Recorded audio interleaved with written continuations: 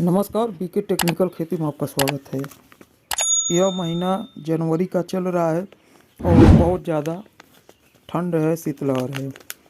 तो इसी में हम टमाटर का नर्सरी डालेंगे और देखते हैं किसका रिस्पांस क्या होता है। यह मैंने एक मिनी पॉली हाउस बनाया है, उसी में इस नर्सरी को मैं डाल रहा हूँ, समझ में आ गया। और इस नर्सरी का मैं आपको अपडेट देता रहूँगा और इसमें कितना उत्पादन हमें मिलेगा यह भी हम देखेंगे। और यह सीड है, देखिए सेजेंटा का साहो 3251, समझ में आ गया। तो वीडियो को पूरा देखिएगा। इस वीडियो में मैं आपको जो धान का भूसी होता है उसका यूज मैं बताऊंगा बहुत ही बढ़िया, क्योंकि मैं कई सालों से इसी तरीके से नर्सरी डाल रहा हूं और नर्सरी का जो जर्मिनेशन होता है वो बहुत ज़्यादा होता है इस तरीके से। सबसे पहले ये देखिए, खेत को मैंने अच्छी तरह से बना लिया।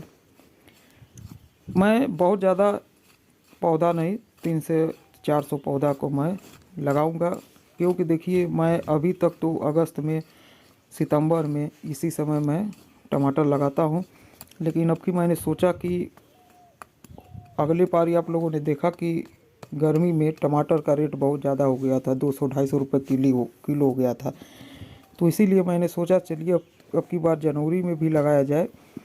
तो जनवरी में नर्सरी डालने के लिए सबसे पहले तो आपको एक मिनी पॉली हाउस बनाना होगा, नहीं तो आपका जो पौधा है वो बढ़िया जर्मिनेशन नहीं होगा, और जर्मिनेशन हो भी गया तो उसे पाला मार देगा, ठंड लग जाएगा, समझ में आ गया।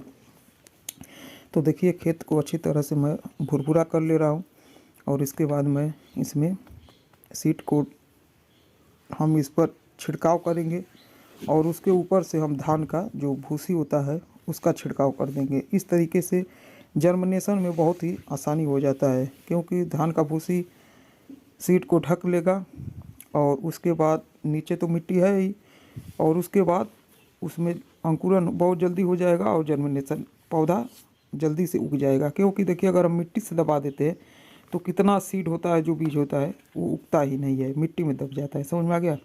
तो देखिए इस तरीके से आप चाहे तो लाइन से लाइन बनाकर भी नर्सरी को डाल सकते हैं, या इस तरीके से आप उसका छिड़काव कर सकते हैं। देखिए इस तरीके से, समझ में आ गया।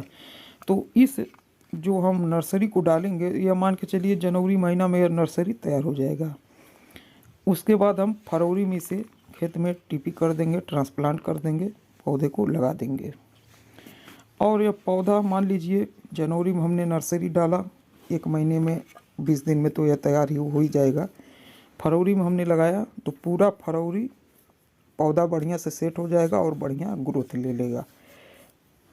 फरवरी लास्ट तक, मार्च जैसे जनवरी में हमने नर्सरी डाला, फरवरी में लगाया, पूरे फरवरी में पौधा बढ़िया से ग्रोथ ले लेगा और मार्च में उसमें फ्लावर आ जाएगा और फ्रूट सेट हो जाएगा। उसके बाद ये अप्रैल में इसका हार्वेस्टिंग शुरू हो जाएगा।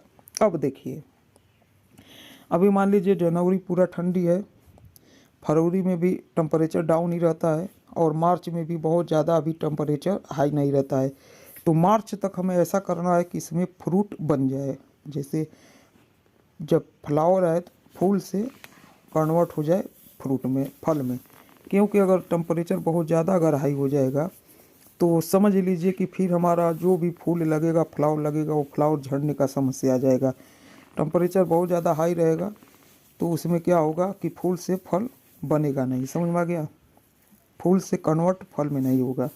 तो इसीलिए हमें इस समय जनवरी में जितना जल्दी से जल्दी हो सके आप नर्सरी को डाल दें, और ना देखें कि अब जनवरी मान लीजिए शीतलहर पड़ रहा है तो थोड़ा धूप निकले तब तो फिर आपका लेट हो जाएगा। अब इस समय आप लेट करेंगे, और अगर आप इस समय बहुत जल्दबाजी कर देंगे, जैसे दिसंबर में अगर आपने नर्सरी डाल दिया, तो फिर आपका जो फल निकलेगा जब आपका हार्वेस्टिंग होगा टमाटर का, तो उस समय अभी रेट बहुत ज़्यादा डाउन रहेगा। क्योंकि देखिए जब गर्मी पड़ना शुरू हो जाता है, जैसे अप्रैल से समझ लीजिए कि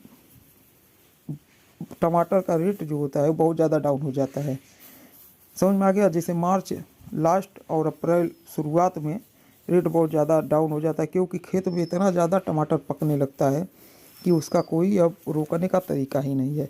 तो पूरा अप्रैल डाउन ही रहता है। उसके बाद मई में, क्योंकि अब टमाटर खेत से ख़त्म हो गया होता है, समझ लीजिए मई तक टमाटर खेत से ख़त्म हो गया। उसके बाद जिन किसान भाइयों ने अपना टमाटर को बचाया है, इस तरीके से नर्सरी लेट में डाला है, जैसे जनवरी में डाला है, तो उसका हार्वेस्टिंग अप्रैल में अगर होने लगा मान लीजिए, तो टमाटर का देखिए हार्वेस्टिंग कैसे होता है। जब उसका हार्वेस्टिंग होने लगता है तो एक बैग बहुत ज़्यादा नहीं होता है, धीरे धीरे, जैसे मान लीजिए आपका 1 कैरेट निकला, उसके बाद एक आध हफ्ता में 2 कैरेट 4 कैरेट निकला, इस तरीके से। उसके बाद जब स्पीड निकल जाता है, जब स्पीड में निकलने लगता है, तब आपका सही समय आ जाएगा। समझ में आ गया। जैसे मान लीजिए आपका मार्च लास्ट अप्रैल तक अगर हार्वेस्टिंग शुरू हुआ, तो अगर रेट अभी डाउन भी रहेगा तब भी अभी आपका थोड़ा थोड़ा माल निकलेगा। उसके बाद मई आते आते आपका पूरा स्पीड पकड़ लेगा, ज़्यादा माल निकलने लगेगा, ज़्यादा प्रोडक्शन होने लगेगा, हार्वेस्टिंग होने लगेगा, और मई में रेट बहुत ज़्यादा हाई रहता है, तो आप बढ़िया पैसा कमा सकते हैं। समझ में आ गया। तो इसीलिए मैंने, और यह देखिए मैंने देसी जुगाड़ बनाया है फुहारे के लिए। जैसे नर्सरी पर हम पानी को फुहारा के रूप में देते हैं, फुहारा से देने पर नर्सरी बढ़िया से जर्मिनेशन होता है। समझ में आ गया, जर्मिनेशन बढ़िया होता है। तो यहाँ पर देखिए मैंने एक डब्बा लिया है 5 लीटर का, और उसके ढक्कन में मैंने होल कर दिया छोटा छोटा छेद, और उसी तरीके से मैं इसमें फुहारा से पानी छिड़काव कर रहा हूँ। इसी तरीके से हमें करते रहना है, जर्मिनेशन जल्दी हो जाएगा, और ठंड के मौसम में नर्सरी जल्दी से तैयार हो जाता है। उसके बाद अपना आप खेत तौलक, तब तक आप तैयारी करिए और बेट बना करिए। जैसे इसे मैं तारबास पर ही खेती करता हूँ। इस पर मैंने जितना वीडियो अपलोड किया है आप लोगों को दिखाया है, मैं पूरा खेती तारबास पर करता हूँ। लेकिन गर्मी में बहुत ज़्यादा टेम्परेचर हाई होता है, तो मैं अपना अनुभव बता रहा हूँ। मैं बेड बनाना शुरू कर दिया हूँ ज़मीन पर ही, और ज़मीन से थोड़ा ऊंचाई पर मैं बेड बना रहा हूँ। जैसे मान लीजिए हो सकता है कि बरसात हो जाए, समझ में आ गया। जैसे मार्च अप्रैल में बरसात तो होता ही है, हो सकता है बहुत ज़्यादा हो जाए, तो यह होगा कि तब दिक्कत हो जाएगा। तो इसीलिए तैयारी पूरा आपको करना है। बेड थोड़ा ऊंचाई पर रहेगा, जिससे पानी का जमाव उस पर ना हो, और बेड थोड़ा ऊंचा रहेगा तो उस पर घास उस भी खरपतवार भी कम आएगा, क्योंकि हमें नाली में पानी देना है। तो आपको वीडियो बहुत बढ़िया बढ़िया देखने को मिलेगा, समझ में आ गया। और दूसरा बात यह है कि अब हमें इसे गर्मी में भी बचाना है। टेम्परेचर बहुत ज़्यादा जब हाई हो जाता है, तो अगर तार बास पे रहेगा तो इधर से उधर से जब हवा चलेगा, उस समय देखते हैं पछुआ हवा मारता है कि इतना ज़्यादा लू बहता है कि हालत ख़राब हो जाता है।